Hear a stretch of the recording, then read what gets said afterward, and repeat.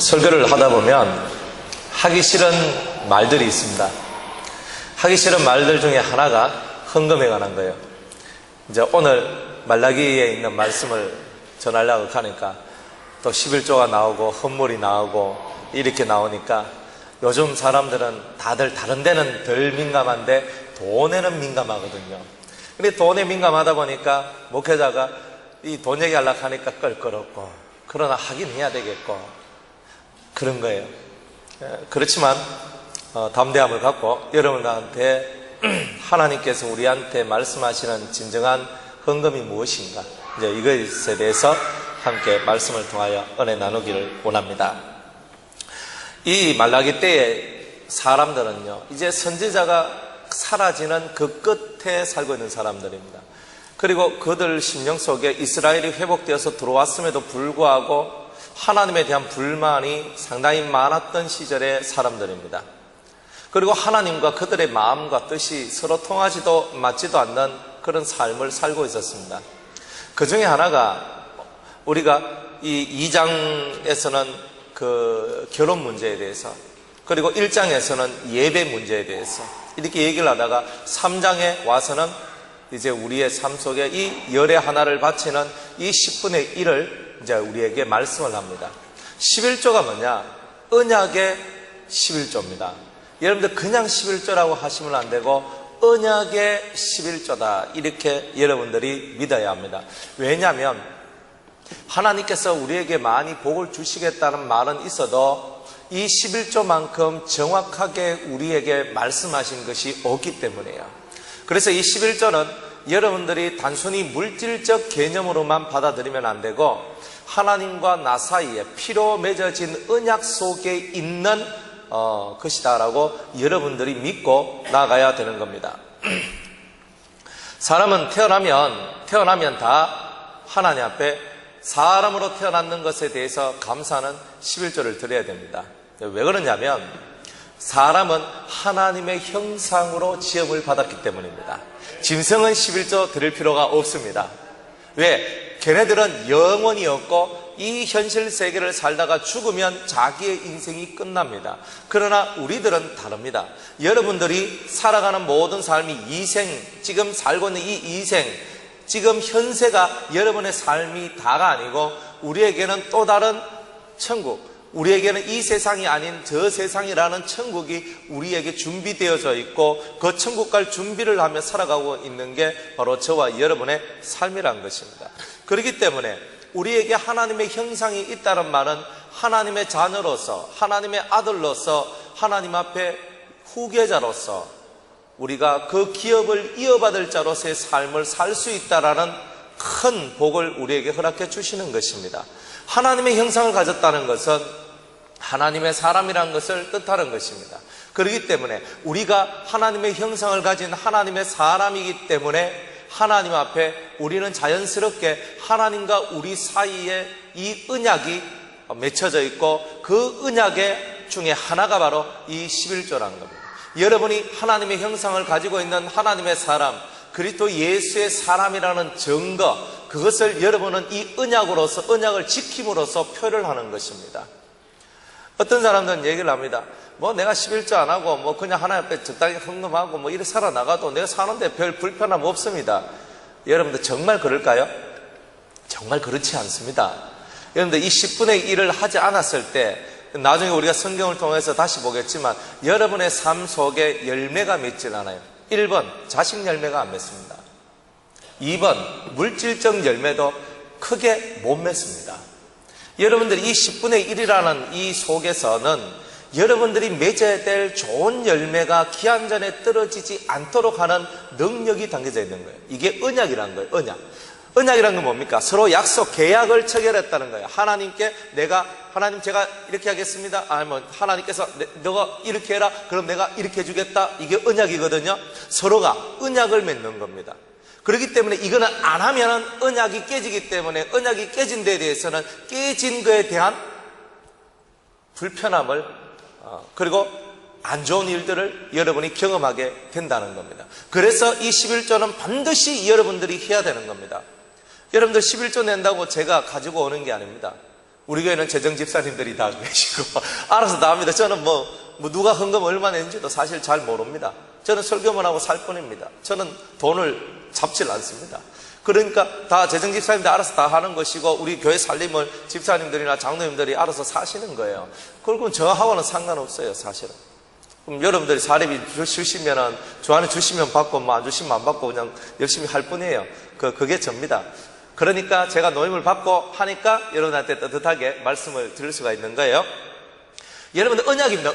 언약이기 때문에 하는 거예요. 다른 게 아니에요. 하나님과 나 사이에 맺어진 계약 체결이란 말이에요. 이건 중요한 겁니다.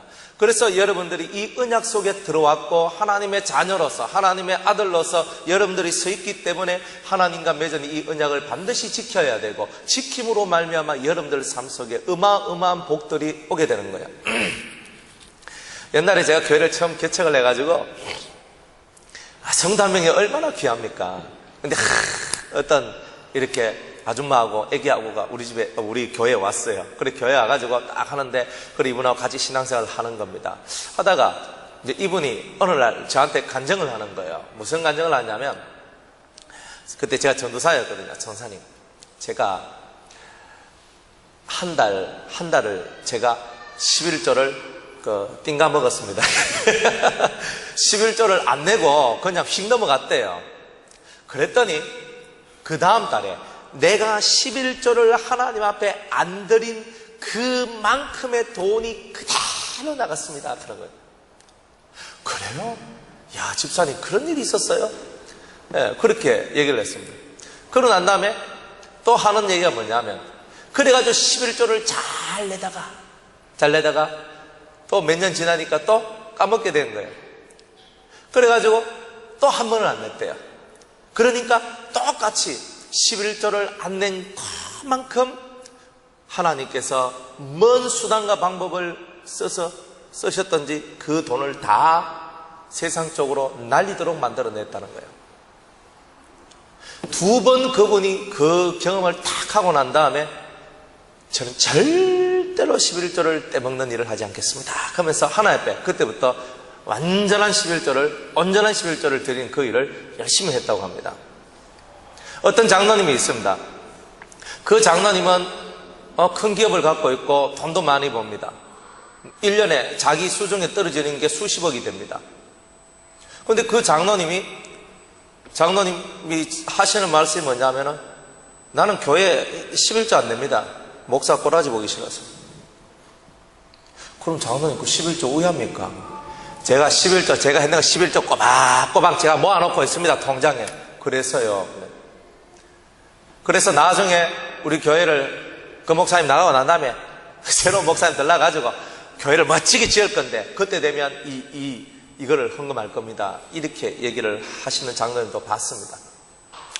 목사가 꼬라지가 보기 싫어서 11조를 하나님 앞에 드리지 않는다라고 말씀하시니 저도 참 할 말이 없었습니다만은 11조는 목사 꼬라지 보기 싫어서 안 하는 것도 아니고 목사가 좋아서 하는 것도 아니고 하나님과 나 사이의 언약이단 말이에요. 언약. 이 언약이라는 것을 알아야 되는 거예요. 약속. 거룩한 하나님께서 우리하고 손 걸고 약속한 거라는 거예요. 그렇기 때문에 이 11조라는 것에 대해서 여러분이 정확하게 깨닫고 정확한 11조 정신을 갖고 있지 않다면 여러분들은 하나님과의 언약이 깨지게 되는 일들이 나오게 되고 그 깨지는 일을 통하여 여러분의 삶에 불합리하고 불편한 일들이 발생되어진다는 겁니다. 단순히 돈의 문제 이상의 것이 이 안에는 담겨져 있습니다. 오늘 우리는 그것을 생각해 봐야 된다는 거예요. 7절 말씀해 보니까 만군의 여호와가 이르노라 너희 열조의 날로부터 너희가 나의 규례를 떠나 지키지 아니하였도다. 잘 보세요. 하나님께서 뭐라고 말을 해도 도무지 듣질 않는다는 겁니다. 그런즉 내게로 돌아오라. 그리하면 나도 너희에게 돌아가리라. 왜 하나님께서 우리를 떠나셔서 우리의 삶이 불편하고 힘들고 어렵게 되었나요? 그것은 내가 하나님을 떠났기 때문에. 내가 하나님을 떠났다는 말은 하나님의 규례를 지키지 않았기 때문이라고 주님은 말씀하고 있는 겁니다. 그러면서 너희가 나의 것을 도적질했다. 도둑놈아, 이렇게 얘기를 하고 있는 거예요.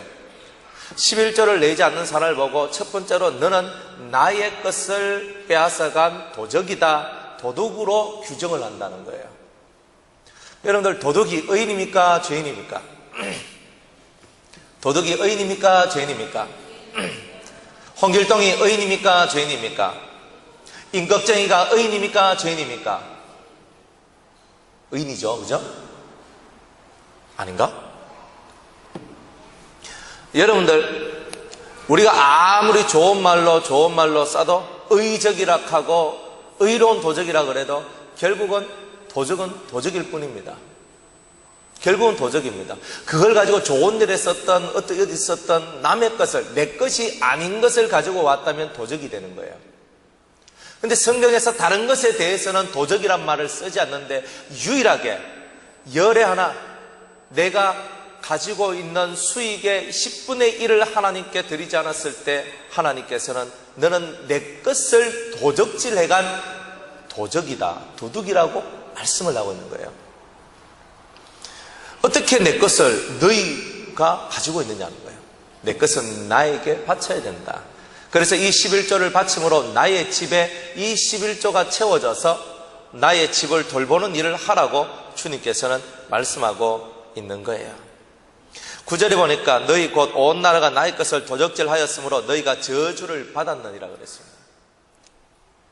여러분들이 11조를 정확하게 할 때 이 저주가 사라지는 거예요. 그 11조가 뭐냐? 간단합니다.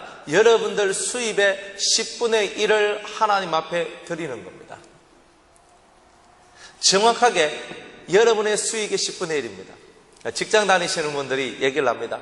목사님, 제가 월급 명세서에 보면은 350만 원을 제가 받는데 국민연금, 의료보험, 또 무슨 보험 가면서 4대 보험, 세금 다 떼면은 300만 원 정도 제가 받습니다. 그러니까 제가 실제로 받는 돈이 300만 원이니까 30만 원 11조 드리면 되지요? 라고 묻습니다. No, 그럽니다. 여러분, 국민연금도 당신을 위해서 국민연금 들어가지요. 4대 보험 모든 것이 다 당신을 위해서 들어가는 겁니다. 그렇기 때문에 350만 원에서 깎여서 300만 원이 실제 들어온다 할지라도 하나님 앞에서 드려야 될 진정한 11조, 온전한 11조로는 35만 원을 드는 것이 맞습니다. 이렇게 얘기를 했어요. 사업하시는 분들은 11조 하기가 상당히 어렵습니다. 왜냐하면 돈이라는 것이 덜쑥날쑥거립니다. 그렇지만은 계산을 해보면은 내가 어느 정도, 여러분들이 다 재무제표 다 하잖아요. 다 하면서 어느 정도 내가 수익이 왔다는 것은 사실은 다 아는 얘기 아닙니까? 그래서 3개월마다 혹은 6개월마다 혹은 1년마다 여러분들은 틀림없이 여러분들이 돈을 실제적으로 내가 돈을 얼마만큼 벌었다 하는 그것을 정확하게 여러분들은 가지고 있는 겁니다. 그런데 정확하게 가지고는 있는데 11조를 어떻게 해야 될지를 모르는 겁니다. 자, 이런 경우가 있습니다. 사업하시는 분들은 11조를 내려고 하니까 내가 진짜 가지고 오는 수익에 대하여서 11조를 납니다. 그런데 고민이 생기는 겁니다. 왜냐하면 인건비를 빼고 해야 됩니까? 인건비를 넣고 해야 됩니까? 재료비는 당연히 빼야 되는 건 맞는데 재료비는 빼는데 인건비에 대해서는 어떻게 해야 됩니까? 그런 인건비를 넣어도 죄가 아니고 인건비를 빼도 죄가 아닙니다. 왜냐하면 순전하게 인건비를 다 빼고 난 것이 사실은 자기의 순전한 11조라고 말해도 그 말은 절대 틀린 말이 아니기 때문입니다.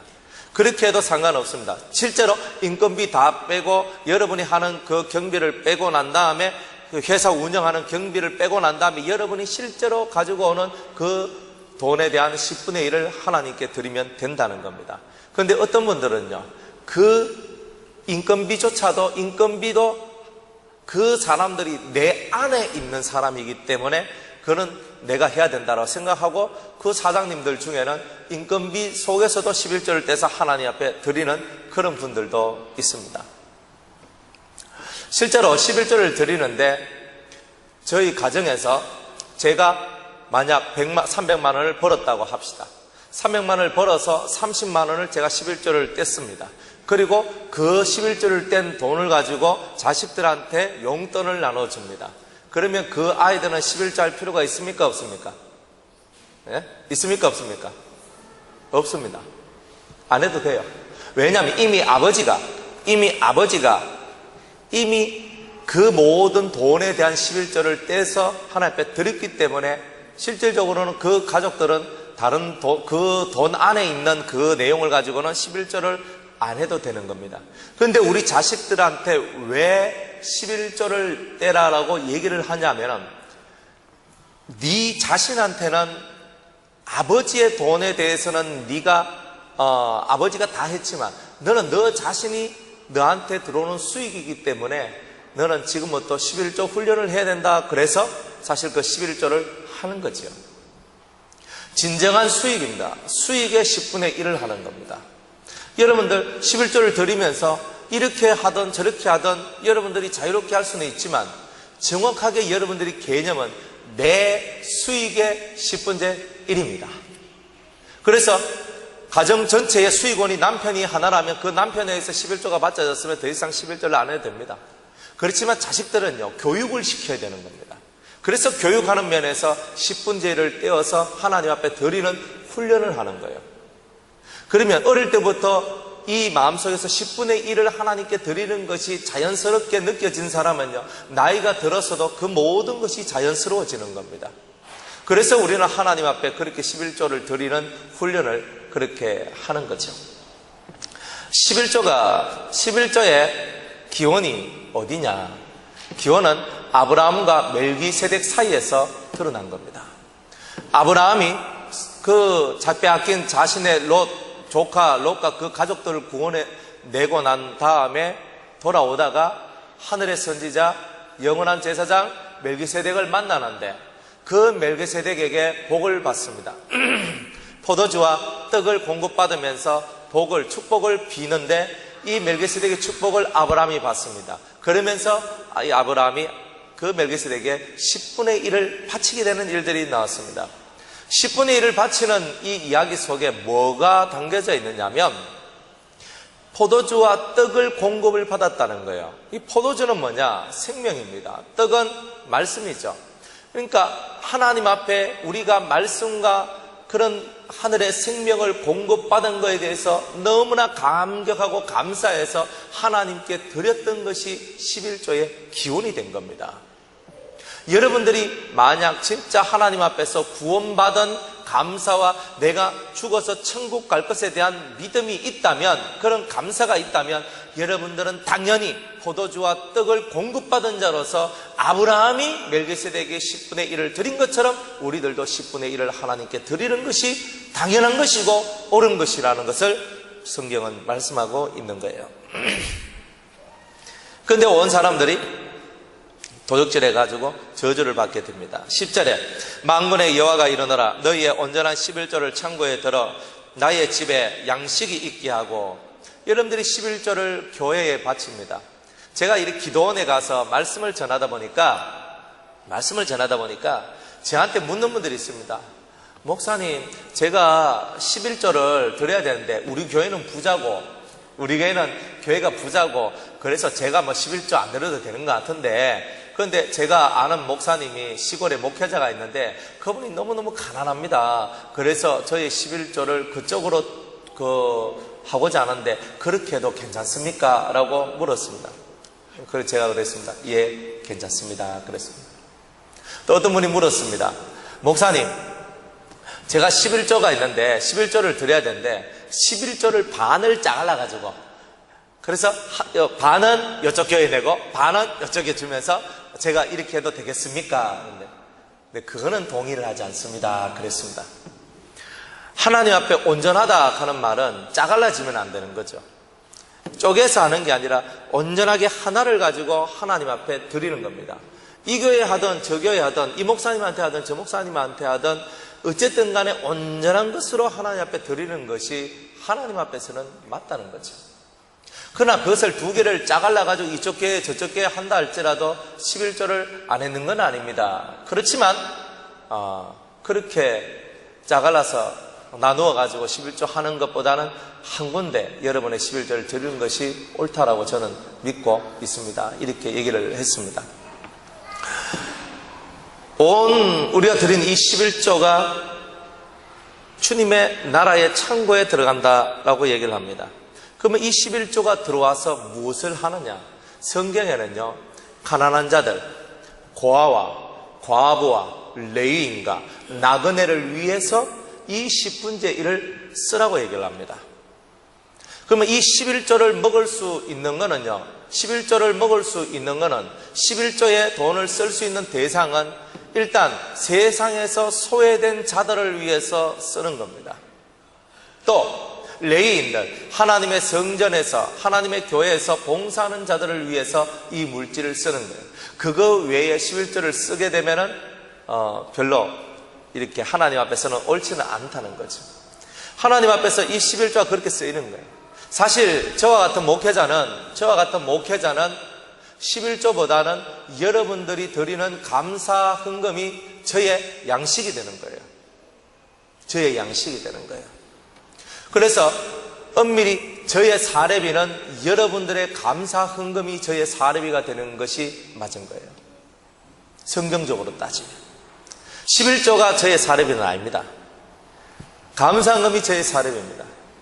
그래서 그 감사 헌금을 받아서 제가 살아가는 겁니다. 여러분들이 승리를 하는 거예요. 여러분들이 승리를 하면 그 승리를 제가 먹죠. 왜? 하나님 앞에서 두 가지 측면으로 사는데, 하나는 교육자가 먹기도 하고 하나는 구제하기도 하고, 이 승리라는 의미가 그렇게 전해지는 거예요. 원래 첫 번째 승리의 의미는 가난한 자들을 위한 승리였습니다. 저 구제품이었어요. 구제품. 그러니까 제가 먹어도 상관은 없지만은 원래 승리를 했던 기본 뜻이 구제를 위한 승리였어요. 그리고 구제를 위해서 쓰면 되는 거예요. 자기 원래의 목적을 따라서. 그리고 여러분들이 하나님 앞에 말씀을 듣고 내가 왜 승리를 하지? 혹은 내가 왜 11조를 하지? 내가 왜 감사를 하지? 그러니까 그 정확한 의미를 깨닫고 있으면 여러분들의 신앙이 절대로 무너지는 법이 없다는 거죠.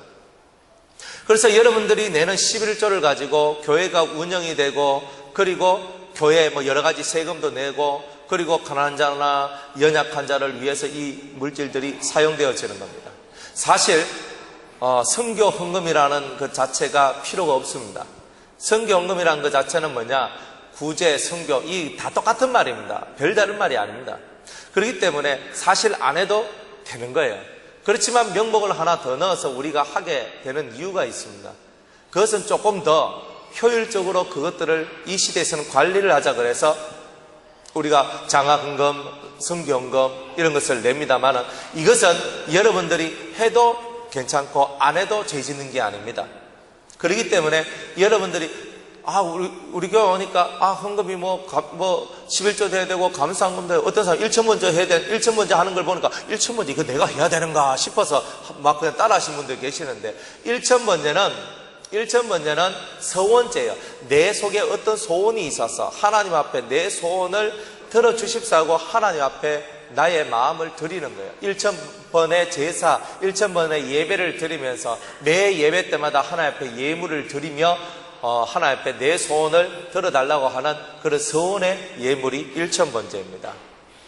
감사 예물은 뭐예요? 감사라는 것은 내 마음속에 하나님 앞에 진심으로 감사하는 마음이 들 때 감사헌금을 드립니다.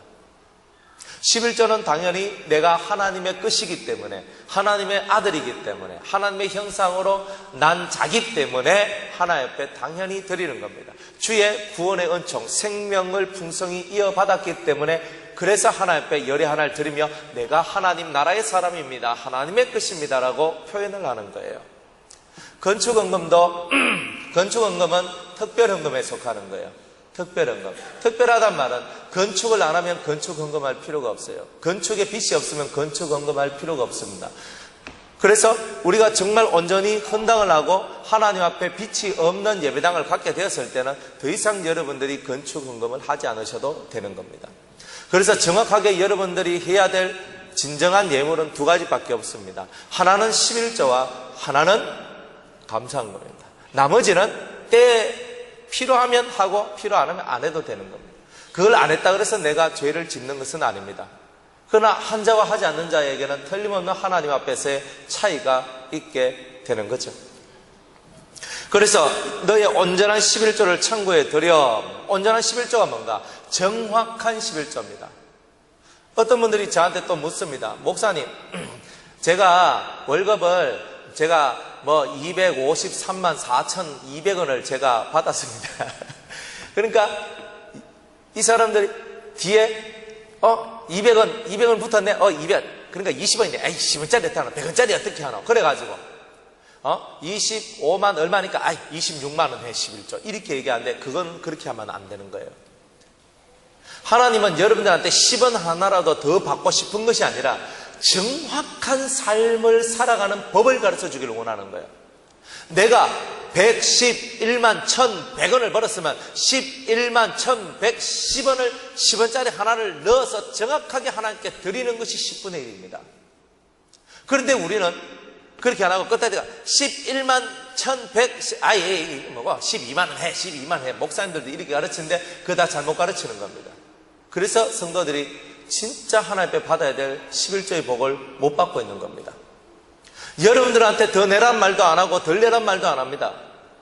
정확하게 하나님 앞에 여러분들이 정확한 삶을 살려고 노력을 하십시오. 그러면 여러분은 정확한 사람이 될 것입니다. 우리가 말할 때도 그렇죠. 맞으면 맞습니다. 틀리면 틀립니다. 예, 아니요. 이렇게 얘기하며 살아야 되는데 예니오라고 얘기를 합니다. 그 예니오가 뭐예요? 그러니까 예, 아니오를 합쳤어요. 예니오. 그러니까 이게 뭐예요? 예예요? 아니요? 아니요요? 예. 헷갈리는 인생을 살아가는 사람들이죠. 옳으면 옳다, 그러면 그러다, 맞으면 맞다, 틀리면 틀리다. 정확하게 그렇게 살아야 되는 거예요. 그런데 그런 정확한 삶은 어디서부터 훈련이 시작되느냐? 물질부터 시작되는 거예요. 여러분들이 먹고 마시고 살아가는 데는 얼마든지 여러분들 자신의 몸을 위해서는 얼마든지 돈을 쓰면서 살 것입니다. 그런데 가끔 가다가 그렇게 쓰다 보니까 돈이 사실은 좀 아까워져요. 내가 좀 필요한데 11조를 내니까 내가 돈이 좀 부족한 것 같아. 절대로 이렇게 생각하시면 안 됩니다. 11조는요, 여러분들 자신과 여러분들의 가정을 위해서 정말 하는 겁니다. 그것을 여러분들이 정확하게 깨달으면 여러분들 속에 큰 복이 있다는 거죠. 온전한 것은 10원 하나라도 맞췄고 1원짜리 하나라도 맞춰야 됩니다. 그게 11조입니다. 1원짜리 하나라도 정확하게 하나님 앞에 바쳐야 되는 거예요. 그게 바로 우리가 해야 될 일이에요. 목사님 지금 1원짜리 없잖아요. 그러면 1원이 10원 되면 10원을 넣으세요. 그리고 나머지 남는 돈을 모아놨다가 또 10원이 되면 또 10원을 넣으세요. 그렇게 정확하게 살아가는 삶을 살 때에 신앙생활도 흐트러지지 않고 정확하게 살 수 있는 겁니다. 자기 마음대로 사는 거는 신앙생활이 흐트러졌기 때문에 그래요. 11조를 의무적으로만 생각하지 마세요. 여러분들이 11조를 훈련의 개념으로 받아들여야 되는 거예요. 정확한 인생을 살아가는 정확한 사람으로서의 삶이란 말이죠. 그런데 11조를 안 한단 말은 생활 자체가 문란해지기 쉽다는 것을 의미하고 있는 겁니다. 하나님 앞에서 정확하지 않으면 세상 속에서도 정확함이 사라지는 겁니다. 그래서 11조는 우리가 당연히 드려야 될 하나님 앞에서의 헌금이지만 이 11조 속에는 훈련이라는 개념이 들어있는 겁니다. 그래서 이 11조를 창고에 들여 나의 집에 양식이 있게 하고 그것으로 나를 시험하여, 유일하게 나를 시험하란 말이 이 성경 속에 들어있습니다.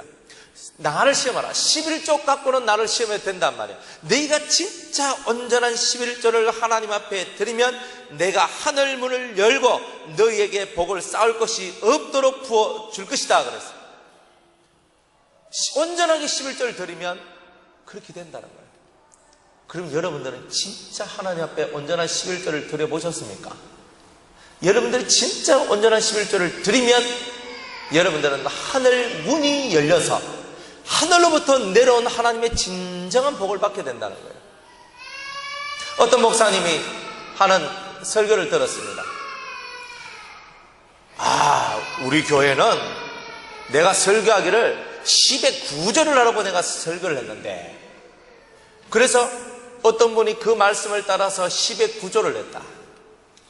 10의 9조를 했는데 11조가 처음에는 100만 원씩 내다가 이제 10의 9조를 하고 난 다음에는 11조가 1000만 원이 됐다는 거예요.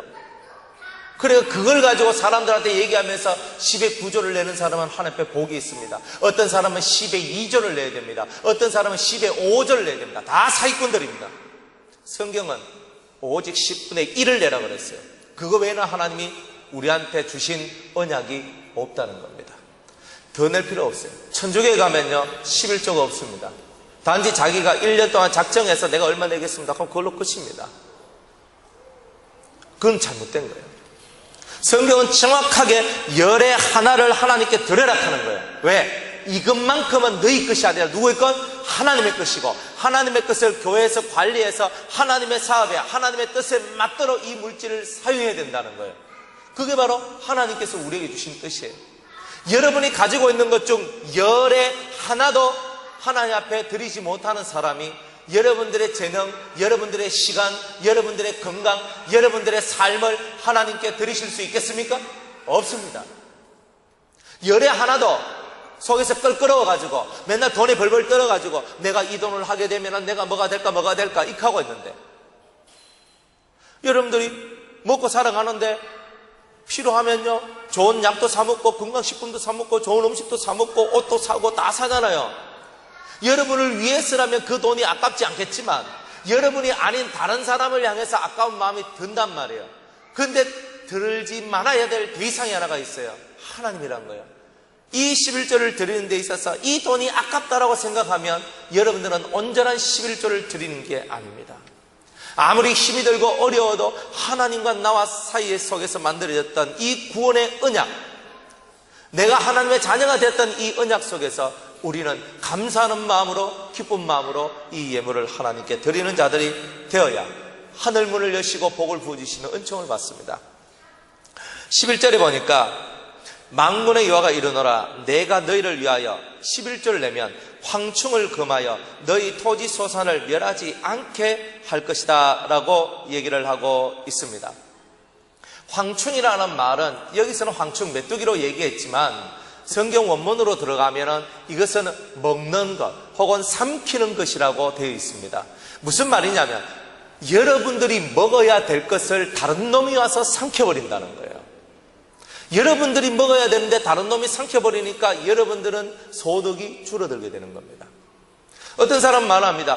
온전한 11조를 안 드리니까 하나님께서 내 건강을 치셔가지고 건강을 돌보는데 돈이 들어가게 하셨는데 그 돈이 11조를 안 낸 만큼 그 돈이 들어가도록 하시더라. 하나님은요 11조를 안 내는 사람은요 무슨 수단과 방법을 가리지 않고 그 11조 안 내는 돈만큼 다 흡입되도록 만들어 버리신다는 거예요. 여러분들 건강한 게 좋아요? 아픈 게 좋아요? 당연히 건강한 게 좋은 거예요. 아프면요 사람의 의욕이 없어요. 재미가 없고. 여러분들 밥맛이 떨어진 적 있으십니까? 저는 일평생 가도 밥맛 떨어진 적은, 입맛이 떨어진 적은 없었는데 살다 보니까 저도 입맛이 뚝뚝 떨어지는 날들도 오더라고요.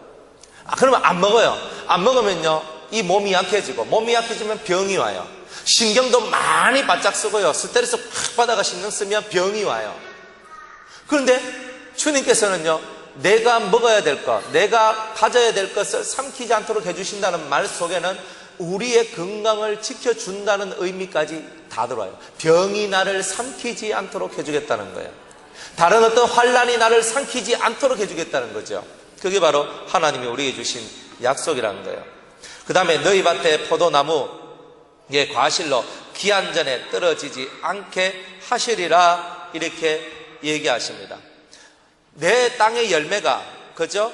내 땅의 열매가 멸망해가 없도록도 안 해주시겠고, 또 포도나무를 헐어가지고 열매가 하나도 만들어지지 않는 일도 없도록 하겠다는 거예요. 이 당시 이스라엘 사람들의 주농사가 뭐냐 하면은 이 포도농사를 상당히 많이 지었다는 거예요. 그래서 포도농사를 지었는데 이 포도를 팔아서 자기의 생필품을 사고 포도주 혹은 포도주스 같은 포도주를 담아가지고 그들의 그 삶의 하나의 그 양식으로서 다 저장을 해놓는 그런 거였어요. 그러니까 이 포도의 소산이 줄어들었단 말은 자신의 집의 소득이 확 줄어들었다는 것을 얘기를 하는 거죠.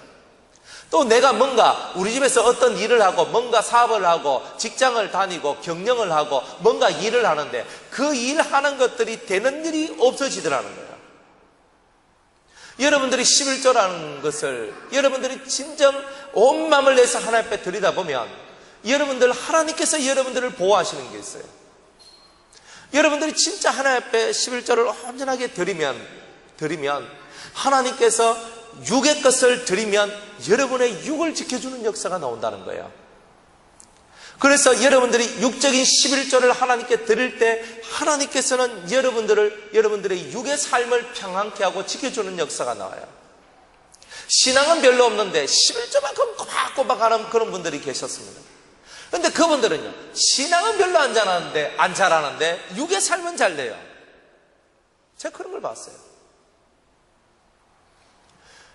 그런데 내가 11조 꼬박꼬박 하고 있는데, 온전하게 11조 하고 있는데도 내 육의 삶이 되지 않고 있다는 말은 여러분들의 삶의 길이 잘못되어 있기 때문입니다. 여러분들이 예수 믿는 삶으로 그대로 잘 가고 있는데 환란이 왔다. 내가 11조도 잘 냈는데 내가 11조 잘 냈는데, 그리고 내 생활을 돌아봤는데도 나는 문제가 없는데 내 삶에 환란이 왔다. 그 환란은 여러분들의 신앙을 업그레이드 시키는 연단입니다. 정확하게 그거는 여러분들이 깨달아낼 수 있습니다. 그런데 11조를 안 하면은 여러분들 육에 틀림없이 문제가 생깁니다. 육적인 삶에 문제가 생깁니다. 그렇기 때문에 여러분들은 초신자나 아니면 오랫동안 신앙생활을 한 분들이나 이 11조를 드리는 이 생활은 여러분의 삶을 위해서 하는 것이라고 깨닫고 여러분들은 100% 그 말씀 앞에 순종하는 삶을 살아야 된다는 거예요. 그 다음에 너희 땅이 아름다워짐으로 열방이 너희를 복되다 하리라 그랬습니다. 이 말은 뭐냐면은 모든 이방 나라가 너희를 행복하다고 그렇게 말할 것이다. 사람들이 우리를 바라보면서 야, 예수 믿는 너희들 보니까 진짜 행복해 보인다는 겁니다. 예수 믿는 너희들 보니까 너무 행복해 보인다고 예수 안 믿는 사람들이 그렇게 말을 하는 겁니다. 또 너희가 기쁨의 땅이 될 것이다. 복되다 하는 말, 아름다워진다, 복되다 하는 말 속에 이 복이 뭐냐? 기쁨이란 말이에요. 기쁨. 여러분들 속에 기쁨이라는 것이 속에서부터 흘러나올 것이다. 그래서 여러분들에게 이 주님께서 하시는 말씀을 여러분들이 잘 듣고 이 열의 하나는요, 충성스럽게 하셔야 됩니다. 그게 바로 여러분들과 하나님과의 언약입니다. 여기까지가 기본입니다. 두 번째 11조를 말씀드립니다. 11조라는 것은요, 열의 하나를 드리는 거예요. 좀 전에 제가 말씀을 드렸듯이 여러분들의 물질의 11조를 드리게 될 때는 여러분의 이 외면적 삶의 평화가 옵니다. 그런데 물질의 11조를 드리지 않으면 외면적 삶 속에서 평화가 깨지는 일들이 나옵니다. 삼키는 것들이 와서 삼켜버리기 때문에 여러분들이 그렇게 평안을 얻을 수가 없습니다. 미안하지만. 그런데 두 번째로 여러분 내면적 11조를 하나님 앞에 드려야 됩니다. 10분의 1이 뭐냐? 거룩하게 구별된 자라는 거예요. 여러분들이 하나님 앞에 11조를 드리는데 내면적 11조를 바쳐야 되는 거예요. 여러분들이 열 중에 하나를 구별해서 하나님 앞에 드리죠. 그건 구별된 거예요. 구별된 거. 그렇듯이 우리 자신들 심령, 우리 자신들의 마음도 구별됨으로 하나님 앞에 드려지는 것이 있어야 되는 거예요. 그 구별됨이 없으면 내면적 11조를 드린다라고 말할 수가 없는 겁니다. 세상 사람들이 가는 그 길을 다 가요. 얼마나 재미가 없습니까? 저는 여러분들이 삶에 때로는 무료함이 있고 삶이 재미가 없다. 그러면은 제가 여러분들한테 두 가지를 권해드려요. 하나는 뭐냐? 골방에 들어가서 주님을 만나라. 이렇게 말씀을 드리고 싶어요. 두 번째, 외국에 한번 나갔다 오세요. 근데 그냥 돈 주고 관광 다녀오라는 것이 아니고 선교, 단기 선교, 그냥 여러분들 단기 선교하니까 선교하니까 내가 정말 선교하러 가는 듯이 보이지만 그 단기 선교라는 것보다는 그냥 보통 일반 교회에서 요즘에는 비전 트립이라고 얘기합니다. 비전을 얻게 하는 여행이다 그래요. 그래서 그거를 여러분들이 최소 2주에서 한 달 사이만 한번 갔다 오세요. 아니면 일주일만 한번 갔다 와보세요. 그러면은 여러분들이 참 복되다, 감사하다, 이런 마음들이 싹싹 듭니다. 그러면서 생활에 의욕이 생기는 거예요. 그런데 또다시 삶으로 들어오면은 예전에 하나님 앞에서 내가 단기 선교를 하면서 비전 트립을 갔다 오면서 받았던 은혜와 감동들을 다 잊어먹는 거야. 잊어먹기 때문에 여러분의 삶이 아까 민치로 또다시 돌아가서 또 별로 재미없는 삶으로 또 들어가는 거예요. 저는 제가 이렇게 선교를 하러 이렇게 외국을 왔다 갔다 하면서요, 제 마음속에 정말 많은 도전을 많이 받았어요. 제가 마음이 약해지고 제 삶 속에 무료함과 따분함과 지겨움과 이런 것들이 확 차서 만사가 귀찮고 이것도 하기 싫고 저것도 하기 싫을 때가 있습니다. 뭐 저라도 없겠습니까? 저도 인간인데. 그러다 보니까 막 그런 마음이 있어요. 있는데 또 우연찮게 요래요래 연결돼가지고 이렇게 선교를 나갔다 오면서 제가 그곳에서 제가 처음에 가졌던 그 열심들, 하나님 앞에 제가 가졌던 그 열심들이 다시 살아나오는 것을 제가 발견해요.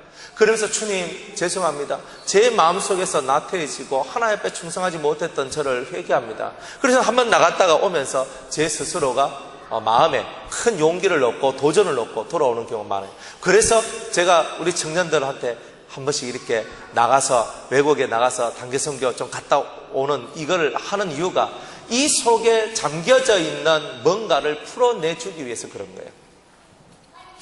그래 하면서 바깥에 나가서 이렇게 막 이렇게 하는데 제 이 마음 속에 있는 이 본질적 충성심들이 이 속에서 올라오는 것을 발견하게 되는 거예요.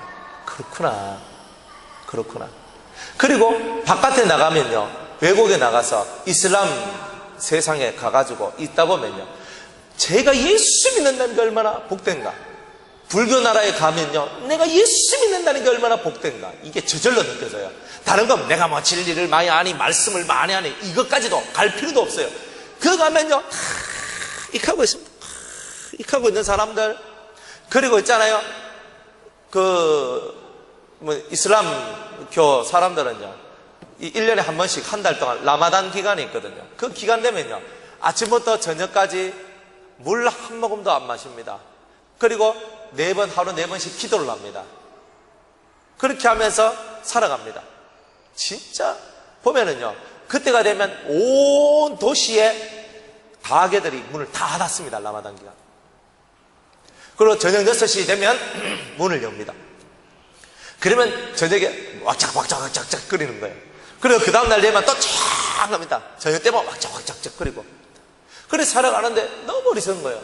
제가 모스크, 우리가 이슬람 사원을 들어가 봤거든요. 사원을 들어가서 이렇게 보는데 도움으로 이렇게 빙 둘른 이렇게 원형으로 만들어 놔가지고 거기 있는데 그 딱 들어가서 누워 있었어요.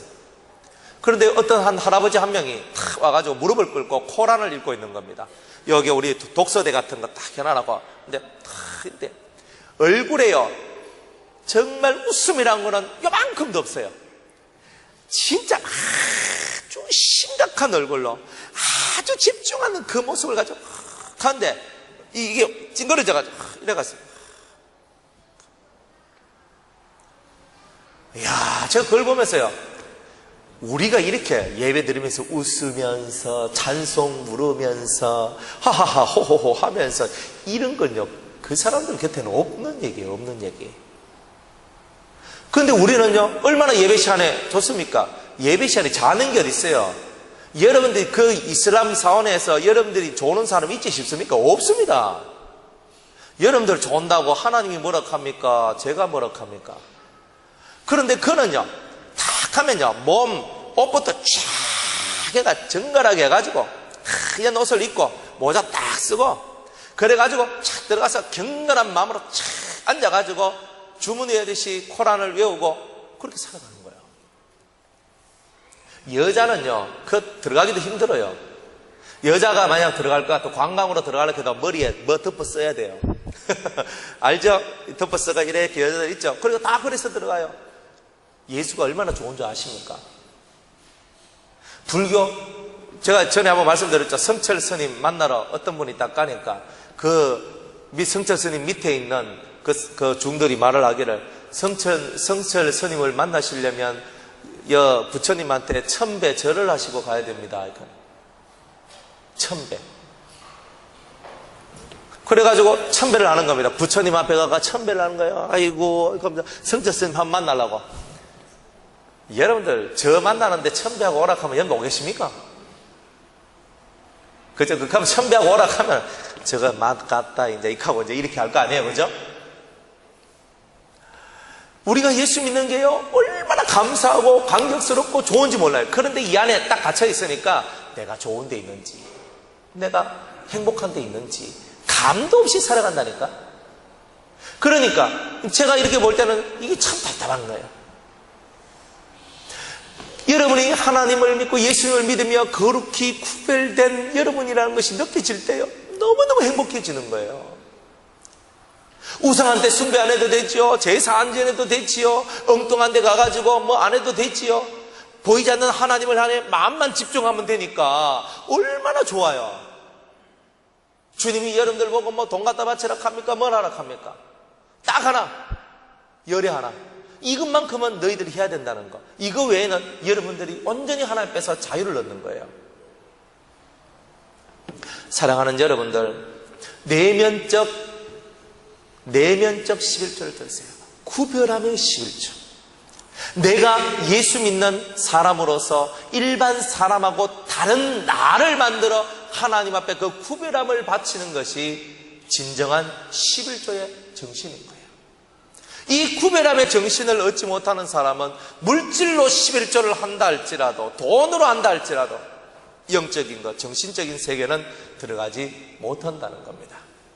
그래서 이 내면적 11조를 드리기 위해서 조용히 하나님 앞에 우리 자신들을 내어놓는 기도를 하게 되는 거예요. 그게 바로 내가 시간적으로도 2시간 24분을 하나님 앞에 드리면 시간의 11조를 드리는 겁니다. 여러분들 세상에도 재능 기부란 말이 있어요. 재능의 11조를 바치는 거죠. 우리도 여러분들이 가지고 있는 재능을 갖고 하나님과 그 나라와 교회를 위하여서 여러분의 재능을 기부하며 사셔야 되는 거예요. 그게 바로 보이지 않는 세계 속에서의 여러분들이 하는 11조라는 거예요.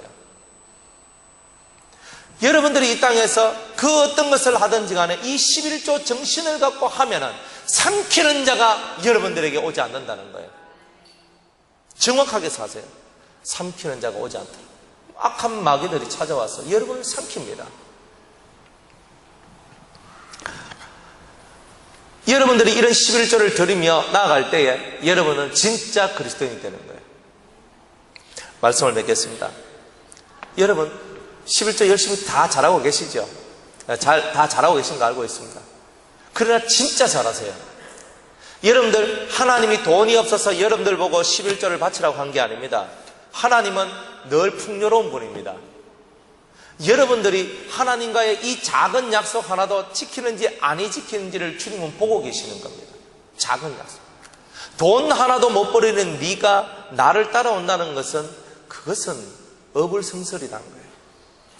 내려놓으세요. 내려놓으세요. 그리고 여러분의 삶을 주님께 맡기십시오.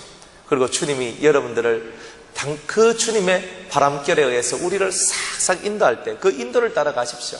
얼마나 복이 있는지 모릅니다. 감사하고 감사한 거죠. 제가 이렇게 부산하고 아산 지역에 가서 이렇게 설교를 하고 말씀을 전합니다. 전하는데 그곳에 가면요 이렇게 얘기를 해요. 제가 아산에 가는데 처음에 8명 모였어요. 둘째 날 아랫게 갔을 때는 3명 모였습니다. 그래 3명 모일 수밖에 없는 사정이 있었어요. 그러니까 그 기도 원장님이 그 첫 번째 갈 때 저한테 얘기합니다. 목사님 다음 주는 오지 마세요 라고 얘기를 합니다. 목요일날. 그걸 왜요? 그러니까 다음 주는 3명밖에 없습니다 이렇게 얘기를 했습니다. 그래서 제가 이렇게 얘기했어요. 한 영혼이 천하보다 더 귀하고 만약 아무도 없이 기도원 원장님 혼자 있어도 저는 올 겁니다 그랬어요. 왜냐하면 기도원 원장님 한 분이 바뀌면 온 기도원이 다 바뀌기 때문이에요 그랬어요. KTX 타고 왔다 갔다 하거든요. 28,300원 가는데 28,300원 오는데 28,300원입니다. 그러니까 한번 갔다 왔다 하는데 6만원 들어요. 밥 한 끼 사 먹었다 하면은 6, 7만원 돈 드는 건 이야기도 아닙니다. 이 보릿 가뭄에 그죠? 그게 됩니까? 그런데 저는 아무런 마음도 안 갖고 그냥 갑니다. 가서 그분들에게 말씀을 전하고 가르치고 은혜 받고 그리고 감사하고 아무것도 준비하지 말라 그래요. 목사님 음료수 뭐 좋아하십니까? 저는 물만 있으면 됩니다. 목사님 뭐 좋아하십니까? 저는 풀을 좋아합니다. 진짜 그렇게 해요. 뭐 고기, 뭐 맛있는 거 이런 거 절대 얘기 안 합니다. 그렇게 할 마음도 없고. 그러니까 그냥 이분들이 그냥 스스럼 없이 하는 거예요. 그런데 이분들이 하나님 앞에서 감사해서 헌금을 해요. 그래서 헌금을 하고, 그래가지고 이제 기도원 원장님한테 원장님 헌금 드릴게요 하면은 기도원 원장님이 목사님 가지고 가세요 하면. 그래서 그것은 하나님이 제게 준 몫이다 생각하고 그 헌금을 제가 받아서 씁니다. 그런데 이 마음 속에서 주님 앞에 내면적인 충성을, 내면적인 구별된 삶을 사니까 절대로 하나님께서 저에게 손해보는 삶을 살지 않도록 만들어주시는 거예요. 제가 손해보려고 노력을 하니까 손해보지 않도록 해주시는 거예요. 제가 더 많은 것을 가지지 않으려고 하니까 주님께서는 기본적인 것이라도 네가 가져라 하면서 주시는 거예요. 그리 감사합니다. 그랬어요. 여러분 생활 속에서, 삶 속에서 작은 거라도 여러분들이 비워내는 훈련을 해야 됩니다. 그러면 여러분 삶 속에 사람들이 몰려듭니다. 그리고 두 번째 가가지고 아산 기도원에 가서 제가 말씀을 전하는데 딱 두 번 전했는데 기도원 원장님이 무릎을 탁 꿇었습니다. 그러면서 자기가 하나님께서 저를 이곳에 보냈다라고 인정을 했어요. 하나님 앞에 설교만 잘한다고 되는 것이 아닙니다. 말만 잘한다고 되는 게 아닙니다. 여러분들 삶 속에 있는 영혼의 향기가 그들을 감동시켜야 됩니다. 더 많은 것을 얻고자, 더 많은 것을 가지고자 하지 마시고 여러분들 속에 있는 것을 내놓으세요. 여러분들 가족들을 위해서 마음껏 내놓죠. 쓰락하면 사잖아요. 그렇듯이 우리의 삶이 풍요로운 내면의 삶을 통하여 풍요롭게 이렇게 사람들한테 내놓고 살 때에 여러분의 삶은 절대 하나님께서 망하게 하거나 절망하게 하거나 없게 하거나 하는 그런 일들은 없을 것입니다. 그래서 제가 살아가는 삶을 보니까 언제든지 하나님은 제가 필요할 때 다 채워주신다는 거예요. 언제든지 필요할 만큼 필요한 돈을 늘 채워주셨어요. 빚져 있다 상관없어요. 하나님은 그 빚을 때가 되면 갚아주실 것이고 내 삶이 되지 않을 수밖에 없는 삶이 왔다 할지라도 때가 되면 그 필요에 따라서 주님은 다 책임져 주신다는 거죠. 그러니까 제가 느끼는 건 뭐냐, 내가 육적인 11조를 바치는 것은 기본이지만 내 내면의 11조를 바치는 이 삶이 있어야지만 진짜 하나님 앞에 온전한 사랑을 받는 거구나 하는 생각을 가지게 됩니다. 자, 잡았던 것을 내려놓고 기쁜 마음으로 섬기시길 바랍니다. 기쁜 마음으로. 돈이 있다 없다가 중요한 게 아니라 주님이 우리를 돌보고 계신다는 것을 여러분들이 느끼는 게 더 중요하다는 것을 체험하시기 바랍니다. 그리고 열의 하나를 드리는 이 외면적인 11조와 내면적인 11조를 온전히 드림으로써 여러분의 삶에 풍요로운 하나님의 돌보심과 사랑이 있기를 원합니다. 건강도 지키고 여러분들 마음도 지키고 외면적인 것 내면적인 것 다 지켜나갈 수 있는 여러분들 되시기를 주의 이름으로 축복합니다. 찬송하시겠습니다.